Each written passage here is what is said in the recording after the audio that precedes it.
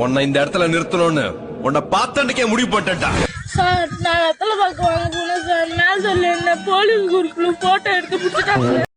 நீங்க எங்கன்னா வெளில போறப்போ ரோட்ல யாராவது 2 பேர் நின்று சண்டை போட்டுட்டு இருந்தாங்க அப்படின்னா சும்மா நின்று வேடிக்கை பார்த்துட்டு இருக்காதீங்க, உட்காந்து பாருங்க. நீங்க நின்னுட்டே பார்த்துட்டு இருந்தீங்கன்னா பின்னாடி இருக்கிறவங்களுக்கு தெரியாதுல்ல, உட்காந்து பாருங்க, அப்பதான் எல்லாருக்கும் தெரியும்.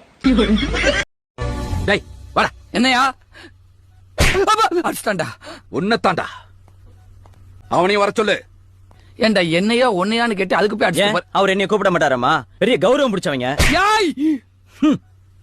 லூசு குடும்பங்கிறது சரியா? அக்கா அண்ணனுக்கு ஒரு மட்டமான குழம்பு பண்ணி கொடுங்க. இதோ உங்களுக்காக. குழம்புன்னு ஒன்னாலே மட்டமா தாண்டா இருக்கும். இல்லடி இதோ உங்களுக்காக சொல்லு. இதோ உங்களுக்காக. நீ பண்ற குழம்புல நிறைய உப்பு அள்ளி போட்டுரு, காரம் தள்ளி போட்டுரு. நான் சாப்பிட முடியாத அளவுக்கு பண்ணி கொடு.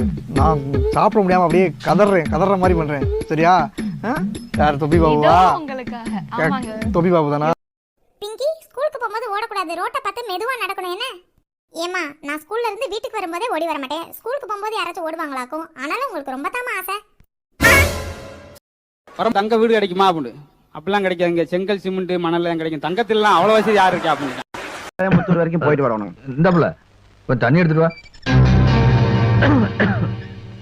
உனதான் புள்ள போய் தண்ணி கொண்டா. புள்ளையா?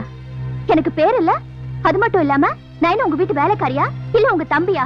சொன்ன உடனே தண்ணி கொண்டு கொடுத்து கை கட்டி நிக்கிறதுக்கு? நான் கையை நீட்டினா வேலை செய்யறதுக்கு 100 பேர் வந்து கியூல நிப்பாங்க. நான் இன்டர்நேஷனல் சிமெண்ட் ஃபேக்டரி ஓனரோட ஒரே பொண்ணு, தெரியும்ல? ஆஃப்டர் ஆல் உங்களுக்கு நான் தண்ணி கொண்டு கொடுக்கணுமா? வயசான மட்டும் பத்தாது, யார்கிட்ட எப்படி பேசணுங்கிறத யோசனை பண்ணி பேசணும். Mind it.